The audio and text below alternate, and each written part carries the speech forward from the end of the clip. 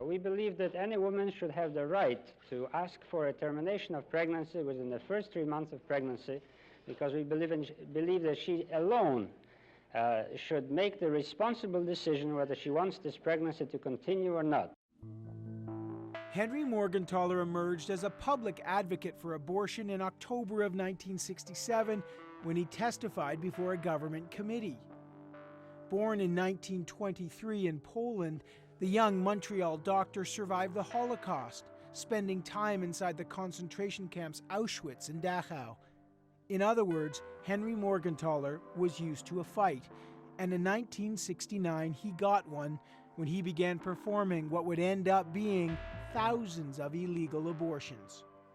Do you remember the first abortion that you performed when you decided to essentially cross the Rubicon? Well, it was an 18-year-old girl who was brought to me by her mother. Everything went well. We had a good result, and she was happy, the mother was happy, I was happy. So, did you know in doing it that you were about to embark on something that would change your life? I think that I knew that if I started doing abortions on a bigger scale, that eventually I'd have to face the criminal code and prosecution and things like that. But I was convinced in my mind that if I came before a jury and I explained my motivations, that I would be acquitted, and this is exactly what happened. Morgentaler spent much of the 1970s fighting a series of criminal charges, and although he was never convicted by a jury, he did spend time in a Quebec prison after a court of appeal overturned a not guilty verdict. In the 1980s, he took his fight to the rest of Canada, mostly Ontario. And in 1983, he was charged in Ontario for procuring illegal miscarriages. That case ended up at the Supreme Court and resulted in the now famous decision, Morgentaler versus the Queen.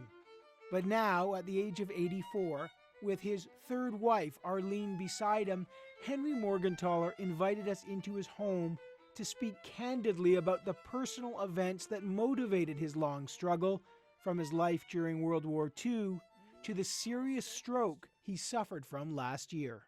How close were you to death, Henry? Quite close. I survived that, and I survived also an operation on my heart. So I'm sort of a newborn baby now, if you could say that. And I enjoy being alive.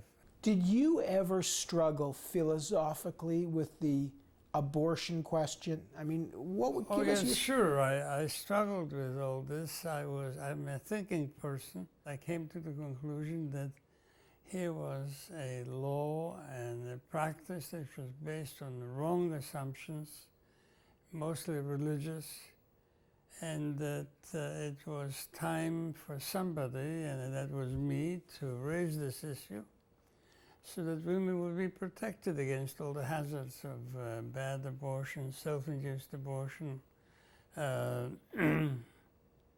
injury as a result of that.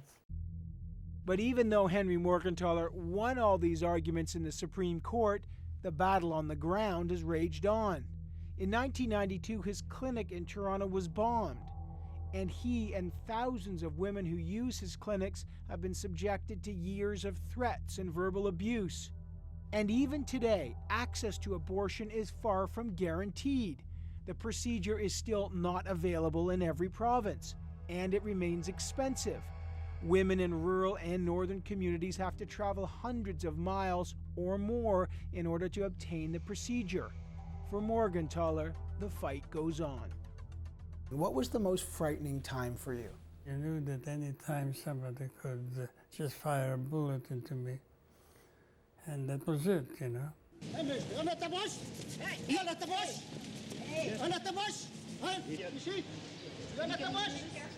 So whenever I went to the clinic and there were protesters, and They're not the kindest people in the world, you know. They're shouting slogans and vilifying me and threatening me. Well, it took me a while and a few minutes, at least 15 minutes, to calm down and be able to do my work, because it had an effect. Were you prepared to be killed for this Yeah, cause? well, I was prepared, but I hope it wouldn't happen. But I was prepared. I knew I was in a kind of dangerous profession.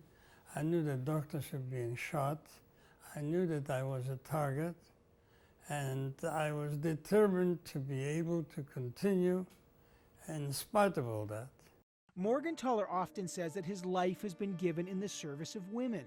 And in a new documentary called Henry, he explores that question in a very personal way, revealing his complicated series of marriages and affairs and the cost they had on his life. What do you think explains this, your relationships to women, the 3 marriages and sometimes a wife and sometimes another person? Well, what explains it is my inordinate need to be loved by women. And sometime along my emotional development, I got the impression that my mother didn't love me because there was a younger baby that she devoted a lot of attention to, which happens in many families, I guess. I personally believed that she neglected me and she didn't love me. So to be loved by women was emotionally to me very important. Many people described you as a womanizer. Do you think that's fair? Well, I think it's reasonably fair, yes. I like women, and there's no reason why I should apologize for that. Do you think that you had one of the drivers for your life was an ego, a need to be the center of attention? Yeah, probably, yes. Being the center of attention validates you. It means I'm important. I do important things. I can be recognized for that. And yeah, that was like a leitmotif in most of my life. Egoist, crusader, hero.